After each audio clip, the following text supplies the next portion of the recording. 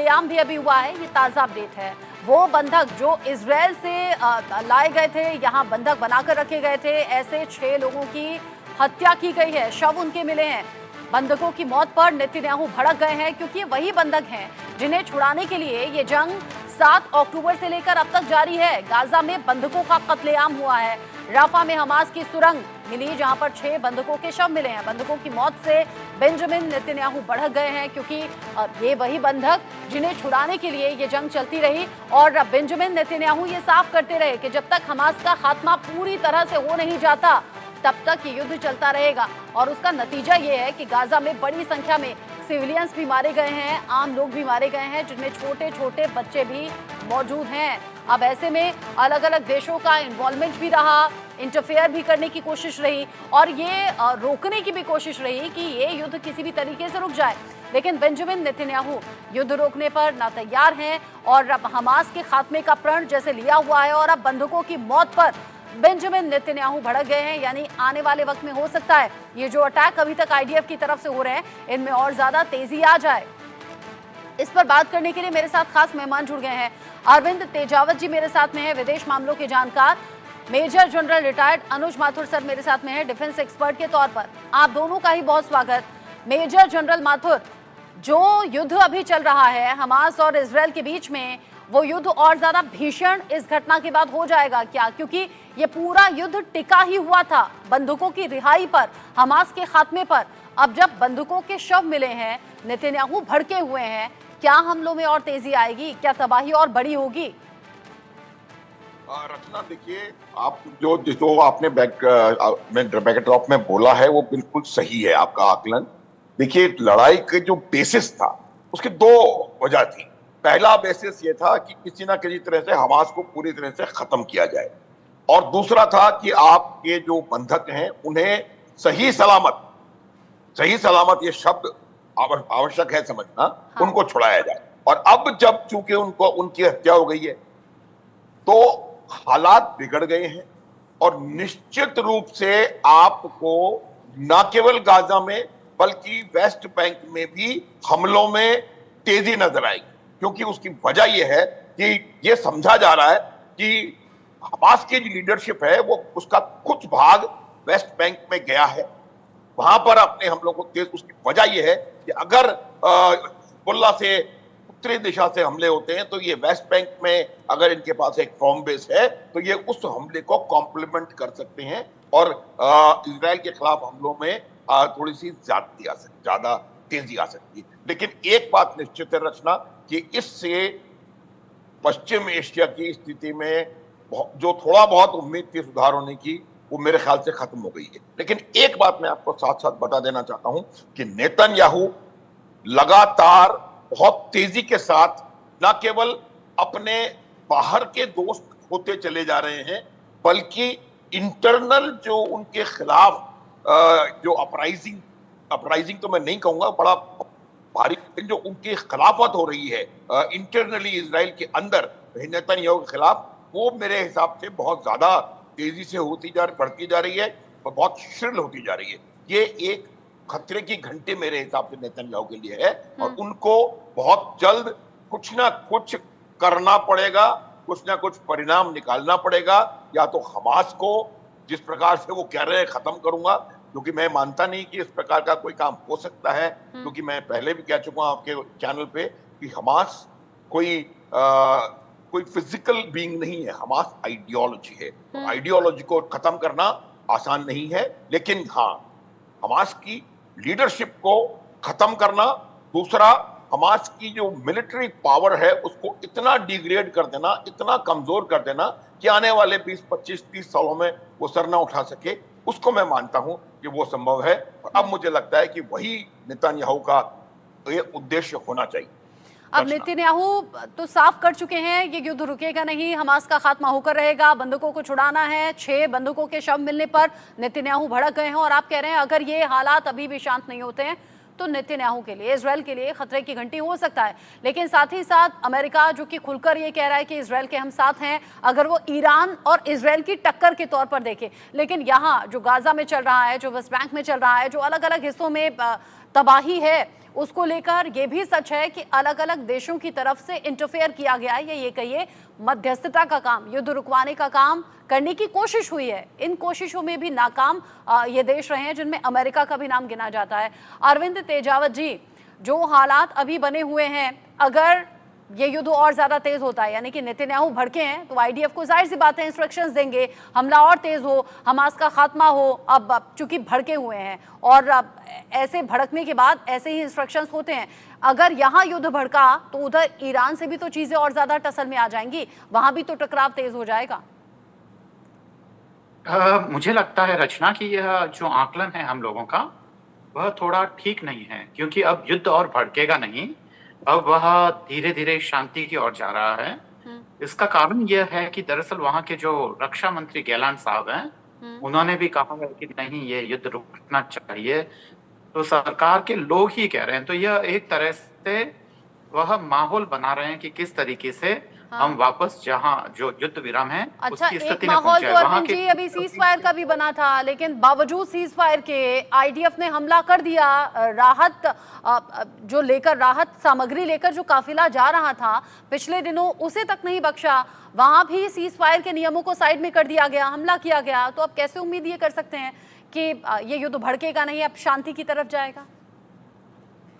इसका कारण है क्योंकि इसकी घरेलू और जो बाहर की जो हम स्थितियां देखें, तो उससे ये अंदाज लगता है कि अब धीरे धीरे यह युद्ध जो है वह रुकने की कगार पे जाएगा। ये जो छोटी मोटी घटनाएं हो रही है जिनका जिक्र अभी आप किया है, तो ये दरअसल क्या होता है कि अचानक से युद्ध नहीं रुकता है। ऐसा नहीं है, क्योंकि इस तरीके के जो अटैक्स होते हैं वो प्लान नहीं होते हैं, वो कई बार बहुत ही जोश में होते हैं या अनप्लान टाइप के अटैक होते हैं। तो प्लानिंग वाले जो अटैक होते हैं वह शुरुआत में हुआ था, उसके बाद में इजराइल ने जो वेस्ट बैंक और यहाँ पे गाजा पट्टी दोनों तरफ अगर मिलाकर देखें, तो जो हमास का जो स्वास्थ्य मंत्रालय है, हेल्थ मिनिस्ट्री है, उसने कहा है कि 40,000 से अधिक लोग मारे गए हैं।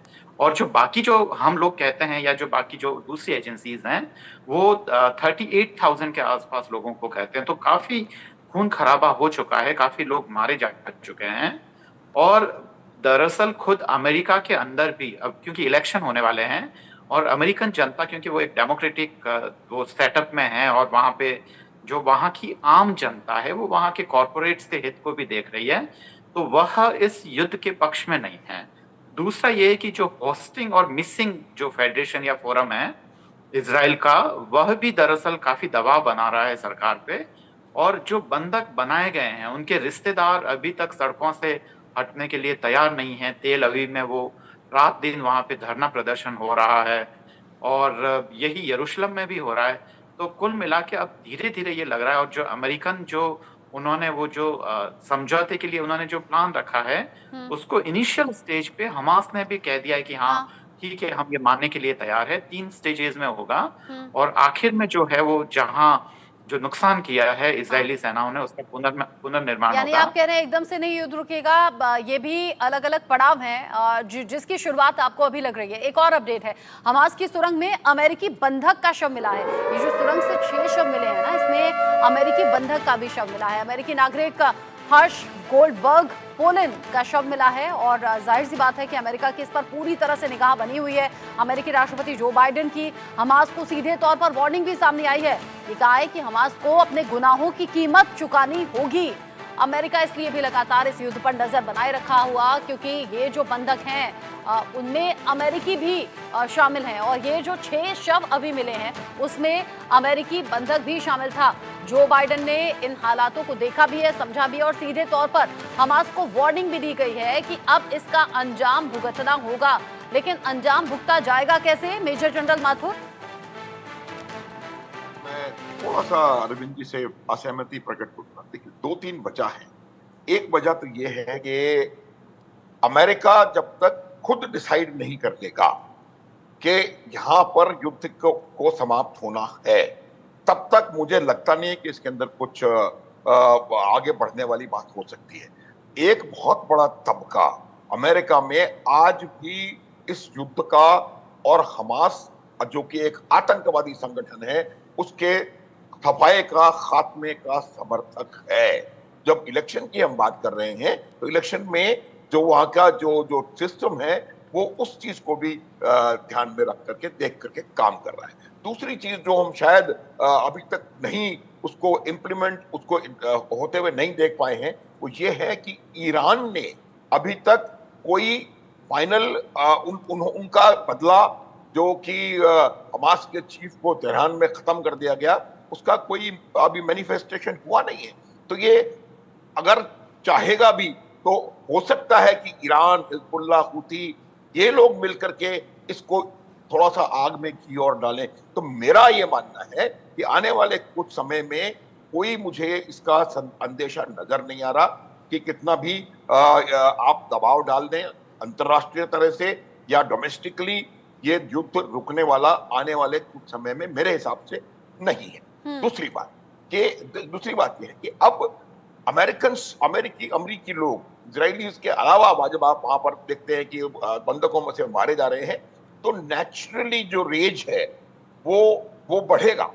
और जहां तक सवाल इस लड़ाई को खत्म करने का है, वहां पर अमेरिका के अंदर जो इसका सपोर्ट है, मुझे लगता नहीं है कि वो अभी इस लेवल पर पहुंचा है कि वो वहां पर इतना दबाव नेतन्याहू के ऊपर डालें कि वो मजबूर हो जाए कम। देखिए, एक चीज हमको देखनी पड़ेगी कि लड़ाई खत्म किस बेसिस पे होगी। आफ्टर ऑल, अगर आपने इस बात से के लिए लड़ाई शुरू करी है कि मैं तमाम बंधकों को छुड़ाऊंगा और हमास को खत्म करूंगा, और अगर वो दोनों में से कुछ भी ना करें और फिर आप अगर कोई सीज फायर या कोई शांति प्रस्ताव को एक्सेप्ट कर लेंगे, तो आप कहां जाएंगे? क्यों आपने इतने हजार लोग मरवा दिए? तो मुझे नहीं लगता कि इतनी आसानी से इसकी ना तो इंटेंसिटी में मुझे आने वाले समय में कमी होती नजर आ रही है, और ना ही मुझे इसकी समाप्ति निकट भविष्य में दिखाई दे रही है। जिस प्रकार से अमेरिका ने अपना massive naval and military deployment पूरे वेस्ट एशिया में किया है, किस प्रकार से उन्होंने अपने जो ऑलरेडी एग्जिस्टिंग उनके जो पावर सेंटर्स हैं वेस्ट एशिया में जगह जगह पर, उनको स्ट्रेंथन किया है।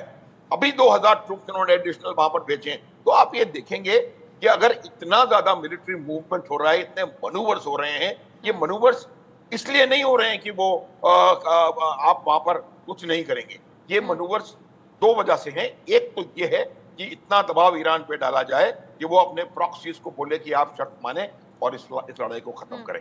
दूसरा ये है कि अगर कुछ होता है तो अमेरिका इजराइल के साथ खड़ा है, और ईरान या कोई भी किसी भी प्रकार की हिमाकत करने की कोशिश करेगा तो आप देखिएगा ये बंद होने की बजाय।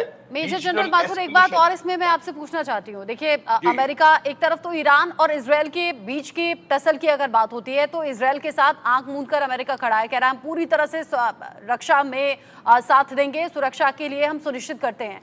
वहीं दूसरी तरफ जो गाजा में हो रहा है, वेस्ट बैंक में हो रहा है, जो अलग अलग जगह आईडीएफ ने तबाही मचाई हुई है, उसे अमेरिका भी रोकना चाहता है। कोशिश कई बार की गई है लेकिन नहीं रुका। यहाँ आईडीएफ को इंस्ट्रक्शंस नेतन्याहू दे रहे हैं, इजराइल यहाँ रुक नहीं रहा और उधर इजराइल का सपोर्ट अमेरिका कर रहा है। तो अमेरिका तो दो तरह की बात कर रहा है ना। वो चाहता है कि गाजा में चल रहा युद्ध रुक जाए, इजराइल पीछे हट जाए, आईडीएफ पीछे हटे और यहाँ सीज फायर हो जाए। और उधर ईरान और इजराइल की अगर बात आती है तो वो कहता है इजराइल के साथ हम पूरी तरह से तैयार हैं और हर तरह से तैयार हैं। रचना, अमेरिका को अगर हम लोग ठीक से समझ पा रहे हैं तो अमेरिका तो ऐतिहासिक तौर पे हमेशा दोगलेपन की बातें करता है। अमेरिका के डबल स्टैंडर्ड पूरी दुनिया को पता है। इस यूक्रेन में क्या हो रहा है, अफगानिस्तान में क्या हुआ, वियतनाम में क्या हुआ, कोरिया में क्या हुआ, हर जगह आप देखेंगे कि जहां भी दुनिया में जरा भी परेशानी या जरा भी डेमोक्रेटिकली इलेक्टेड लोगों ने आगे तरफ बढ़ने की कोशिश की, इस प्रकार के बहुत सारे हमारे पास उदाहरण हैं। अमेरिका ने अपना दोगलापन दिखाया है और अमेरिका ये करता चला जाएगा। ये मैं आपको निश्चित रूप से बता रहा हूं कि जब अमेरिका नहीं चाहता, आज की तारीख एज ऑफ नाउ अमेरिका इसको खत्म नहीं होने देना चाहता, क्योंकि जब हम इलेक्शंस की बात करते हैं तो मैं ये बता रहा हूं कि इस युद्ध के पक्षधर भी बहुत है वहां पर, जो कि वोटर्स उनके डेमोक्रेट्स के समर्थक हैं। तो मेरा ये मानना है कि अमेरिका ये अपनी दोहरी नीति लगातार बनाए रखेगा, वो लगातार दबाव बनाता रहेगा पूरे मिडिल ईस्ट के ऊपर।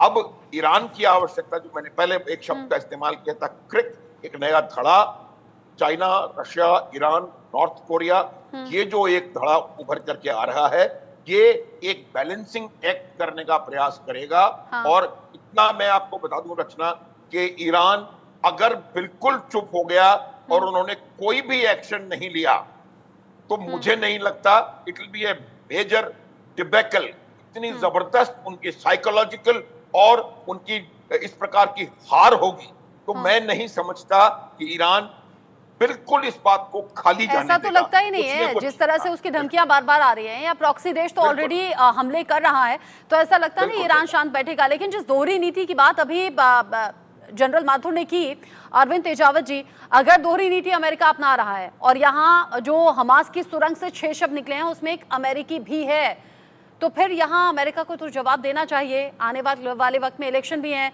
जो बाइडेन नजर बना रहे रखने की बात भी कर रहे हैं, वो ये भी कह रहे हैं हमास को इन गुनाहों की कीमत चुकानी होगी। तो अब ये कीमत चुकाई कैसे जाएगी? अमेरिका को यहाँ कोई तो एक्शन लेना होगा ना। रचना, दरअसल मैं चीजों को इतना फौरी तरह से नहीं देखता हूँ। जो मेरा आकलन है वो थोड़ा सा अलग है।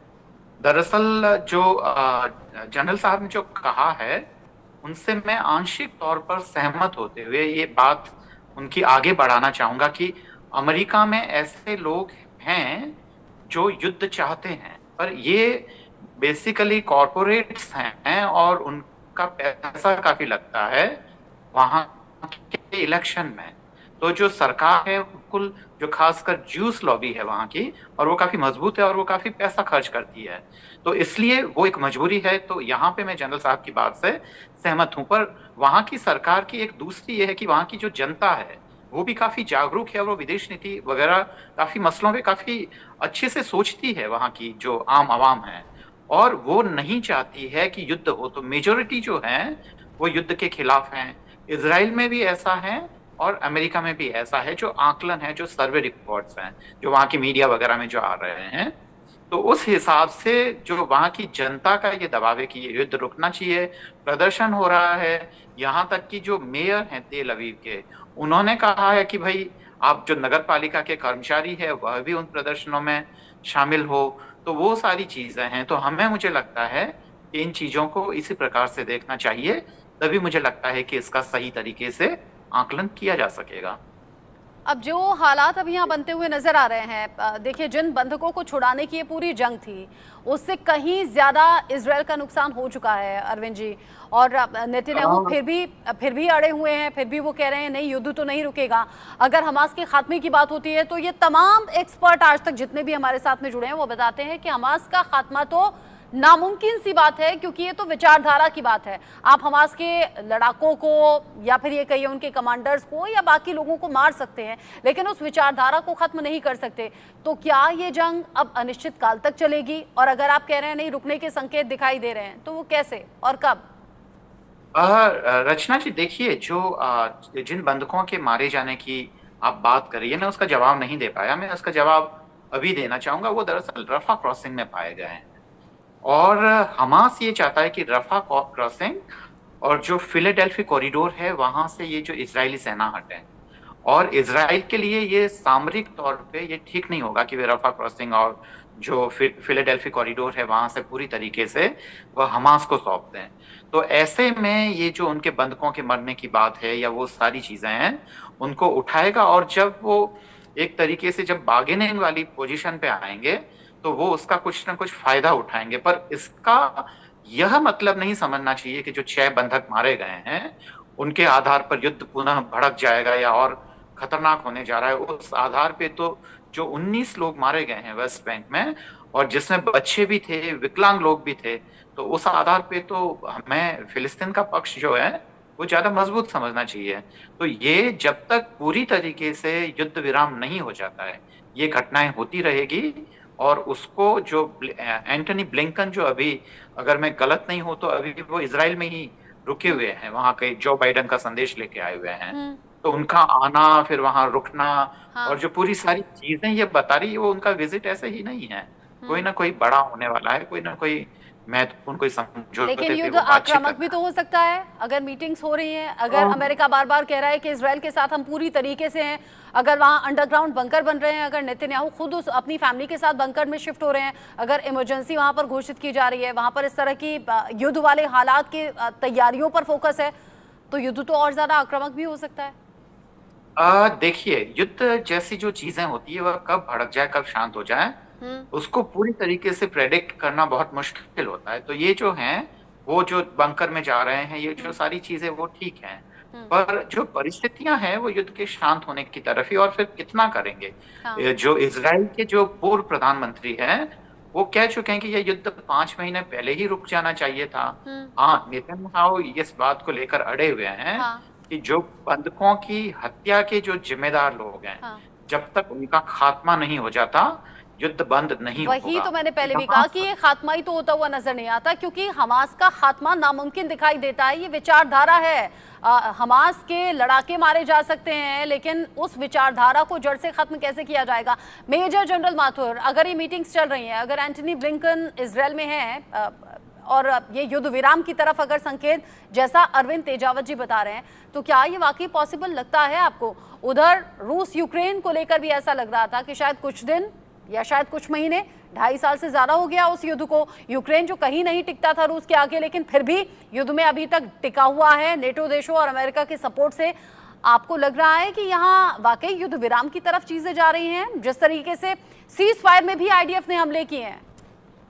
रचना, नहीं, मैं आपको एक बात बताने का प्रयास करूंगा कि देखिए, आर्म्ड फोर्सेस जो होती हैं वो डिप्लोमेसी का एक आर्म होती है। आप क्यों लड़ाई लड़ रहे हैं? आप लड़ाई इसलिए लड़ते हैं कि आप अपनी डिप्लोमेटिक और अपनी पॉलिटिकल जो विल है उसको हासिल कर सकें, जो पॉलिटिकल आपकी रिक्वायरमेंट है उसको हासिल कर सकें। ये मैंने पहले भी कहा था, युद्ध जो है हमेशा 3 फ्रंट पे साइमल्टेनियसली लड़ा जाता है। इकोनॉमिक फ्रंट पे युद्ध होता है, साइकोलॉजिकल वॉरफेयर या मीडिया वॉरफेयर या इंफॉर्मेशन वॉरफेयर फ्रंट पे युद्ध होता है, और तीसरा युद्ध ग्राउंड पर मिलिट्रीज लड़ते हैं। और इन 2 केसेस में आज की तारीख में तीनों युद्ध लगातार साइमल्टेनियस चलते चले जा रहे हैं। ये जो मूवमेंट है अमेरिका के फॉरेन सेक्रेटरी का या डिफेंस सेक्रेटरी का यहाँ पर आना वहां जाना, ये तमाम बातें एक इंफॉर्मेशन वॉरफेयर या साइकोलॉजिकल वॉरफेयर का मेजर कंपोनेंट है। वो उनका यहाँ आना इस बात का जो तक पूरी तरह से नहीं है कि वो सॉल्यूशन ढूंढ रहे हैं। सॉल्यूशन ढूंढने के लिए ये डिप्लोमेटिक एक्टिविटीज हो रही हैं, लेकिन वो सॉल्यूशन अब लड़ाई बंद करना होगा या वो सॉल्यूशन और तेजी से उन